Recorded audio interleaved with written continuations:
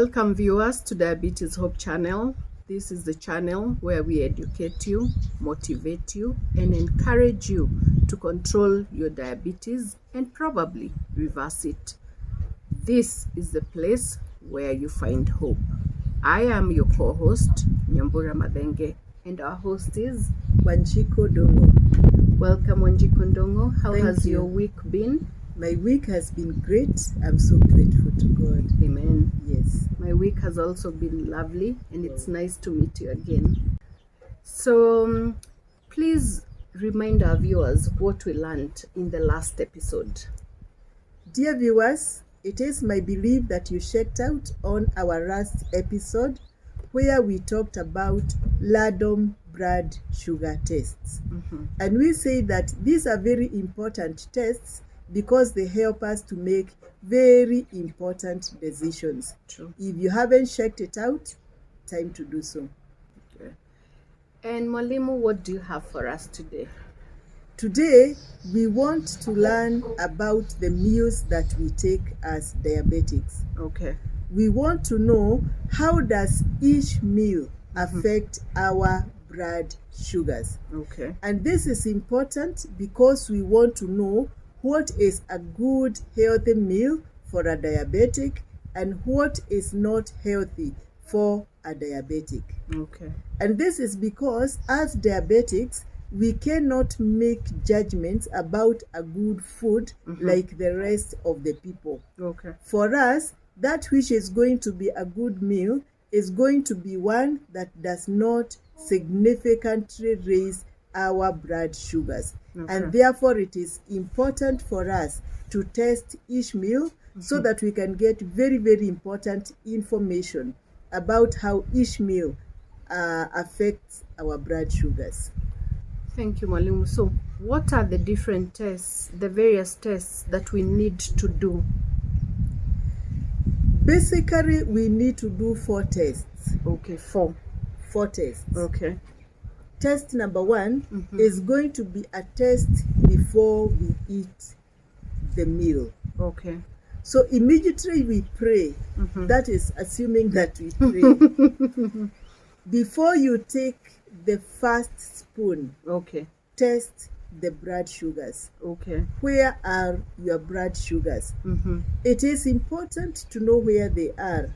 For example, if the blood sugars are below 6, we are comfortable. Okay. We know that the sugars will not go very high if the meal we have before us does not have a lot of carbohydrates. Okay. But on the other hand, if we measure or if we test and we find that the sugars are 20, then we need to look at the meal before us and ask ourselves, should we eat this meal or not? Okay. Yes. Good. And so that tells us that what we need to do is to test just before you take your first spoonful. Exactly. Okay. Now, the other test that we need to do is 30 minutes after that meal. We want to know how that meal has significantly affected our blood sugars within 30 minutes. Okay. Normally, we do not want the sugars to be above 8. Okay. If the sugars are significantly above 8, for example, the sugars could be 10, they could be 15, they could be 20, then we know that was a very, very bad meal for a diabetic because it very significantly raises the sugars within a very, very short period of time. Okay. We do not want to do that. So that meal must be regulated or that meal must be eliminated completely. Okay. So we've talked about 2 so far, and that is just before you have your meals and 30 minutes after you take your meal. So we have 2 more to go. Exactly. Okay. The third test we do is 1 hour after a meal. We want to find out how has the meal significantly affected the diabetic within 1 hour. Okay. Generally, we do not want any meal to be above 10 units within 1 hour. Okay. We will be more comfortable if after 1 hour the sugars are below 10. Okay. Yes. So we have a reading before meals that's at 6 or below, a reading after 30 minutes after a meal that should be 8 and below. Yes. And we have a reading after 1 hour that should be 10 and below. Yes. So the numbers to note are 6, 8, and 10 so far. Yes. Okay. Generally, what we want to achieve, we want to achieve a gradual rise. Okay. So that the sugars in the food do not hit the blood system of the diabetic within 30 minutes. Okay. That is too high a spike. If we get 10, if we get 15, if we get 20, that is not safe. Okay. So we want a gradual rise. Let us rise to 6, 7, 8, and by the time we are getting to 1 hour, let us go to 10. Okay. And we hope that will be the peak of that particular meal, so that after that we want to see the sugars to start falling. Okay. So after 1 hour, what other tests should we do after how long? Now the other test we want to do is after 2 hours. Okay. And note, our dear viewers, we are always starting from when you took the meal, that first zip. So we are talking Bite. of 2 hours after that bite. True. So we want after 2 hours the sugars to be back to normal. So if we had started between 4 and 6, that is where we want the sugars to be. So we want a gradual rise and a gradual fall. Yes. Okay. But I thought carrying out this kind of tests is very expensive. Why test one meal so many times? Those are 4 tests, Mwalimu, which means those are 4 strips. I know our viewers are always very concerned about the strips that they use, and most of the time they want to save on the strips. Yes. And indeed, testing 4 times one single meal may look expensive. But the information that we get from that one meal is very important, because we can be able to prevent a crisis, and crisis that may be more and more expensive. Take, for example, when we test before the meal, we find out that the diabetics sugars are 20. We may need to ask ourselves, should this diabetic eat this meal, and where will the sugars go? Maybe at that moment we may want to first of all put in strategies to lower the sugar before we can be able to give this particular individual the food. So those are the crises that we are talking about. Because if you give a patient food that has carbohydrates, and within the body the sugars are very, very high, they could end up collapsing. And that will be a greater crisis, and that will be more expensive than a strip that would have given us information on where the blood sugars are. So this information is important. It is really a small price to pay for information that is priceless. True. Yeah. Okay. That's what we want to emphasize to our viewers. Diabetes is about the food. It is about the field. It is about the food. True. Even making small changes on the food that the diabetic eats can bring about very significant improvements. For example, we have said, if the diabetic tests before meals and sees the sugars are high, and they wanted to eat a little carbohydrate, they have the opportunity to make a decision not to eat that carbohydrate. Maybe they just concentrate on the veggies, maybe they eat a little avocado, but not eat the carbohydrates. True. You see now that information has helped them, and they will not raise their blood sugars Even significantly. So information is important, and that is why we want to go through the cost of testing, and that cost is going to help us know the food to eat so that the blood sugars do not go significantly high. That is so true. So the importance of testing before is so that you can make a decision on what to do before you actually eat that food. Exactly. And we want to appeal to diabetics up there. Diabetes is about food.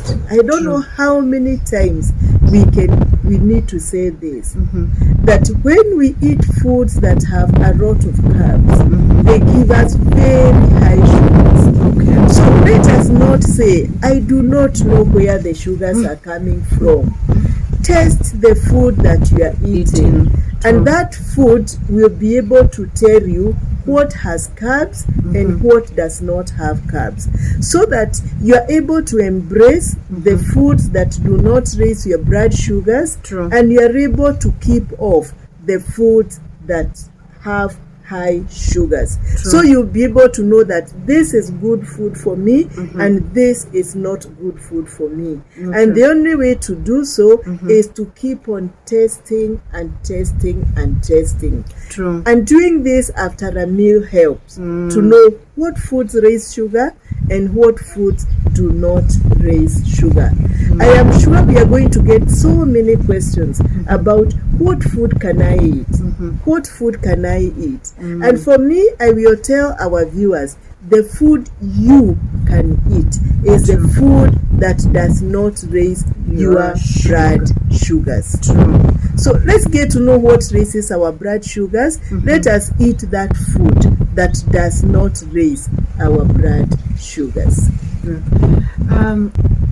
If you and I eat the same meal, will our blood sugars be the same if we were to test? Absolutely not. How come? We ate the same food, githeri.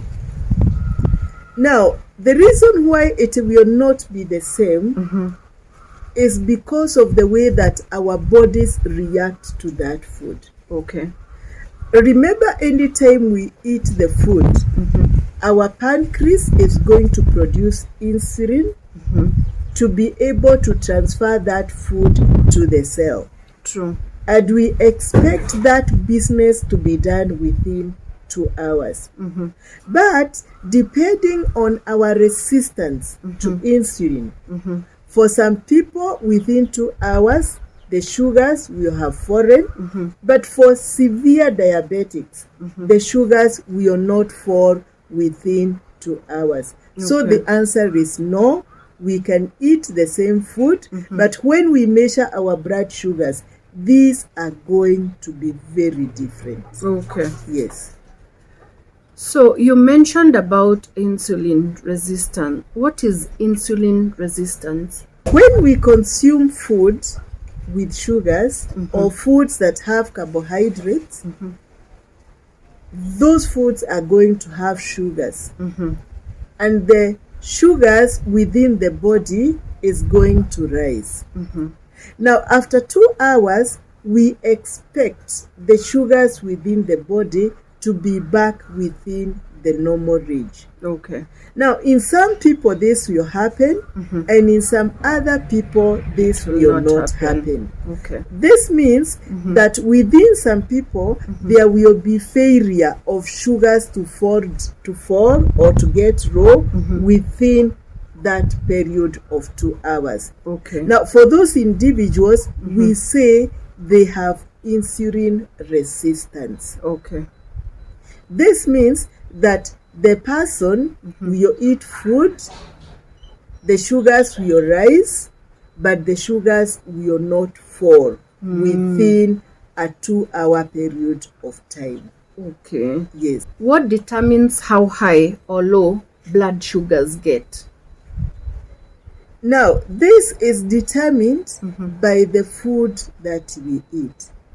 It is going to be determined by the type of food that we eat, and especially the carbohydrates and sugars within that food. Okay. It is also going to be determined by the quantity of the food. For example, some people may eat very, very high quantities, others may eat small quantities. Individuals that eat very high quantities, of course, they will have higher sugars. True. Individuals that eat raw quantities will get raw sugars. So, the type of food that is eaten and the quantity of the food that is eaten greatly determines how high the blood sugar gets. Now we're getting complex. It's getting very complex, but we are still understanding it, I hope, viewers. And as a diabetic, how do I know the type of food or the quantity of food that I'm supposed to take? That is always very difficult. It can get quite complex. I have listened to teachings where diabetics are being taught and they are told to eat a literal food. And sometimes what is literal to me is not literal to you. True. So, interpretation of literal is always very, very difficult. True. And therefore, even when we tell our diabetics to eat literal quantities of food, it is going also to be very complex for them. True. And for this reason, I think the best thing to do is for the diabetics to hire a private doctor.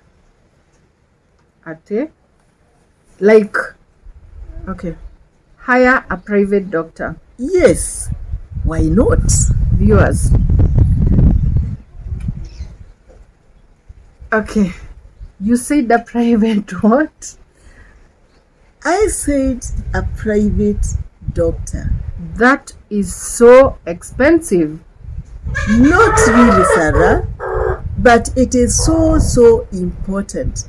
Because one of the things the private doctor will do is they will be able to tell our patients, this was not a good meal.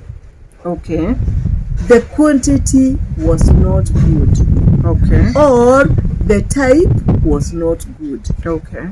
And you see, there are many advantages this patient will get when they hire the private doctor. Because the doctor is private, meaning the doctor can walk with you everywhere you want to go. Okay. You can consult the doctor before you put food on the table. You can be able to ask the doctor, is this food good for me? Is this quantity good for me? And that is the best way to control blood sugars. When you have somebody beside you who can at all times be able to give you that priceless advice, I recommend a private doctor. But can an ordinary person afford a private doctor? I believe they can. Really? Absolutely. Okay. Of course, there will be a price to pay. But we make sure that the price to pay is just a small price. How? But the information we get, the advice we get from the private doctor is purely priceless. Okay. This is because the doctor guides you on how to overcome and to probably reverse diabetes. I do not know how much money individuals with diabetic would be willing to pay to reverse their diabetes. A lot, I'm sure. I am sure they would like to go all the way. True. Because really, nobody wants to live with diabetes. Everybody would like their diabetes to be gone like yesterday. True. I am sure what they are looking at now is, how can I hire this private doctor so that I reverse my diabetes? And I believe that this is possible and Okay. our viewers are going to give it a consideration. They may not be as surprised as you think.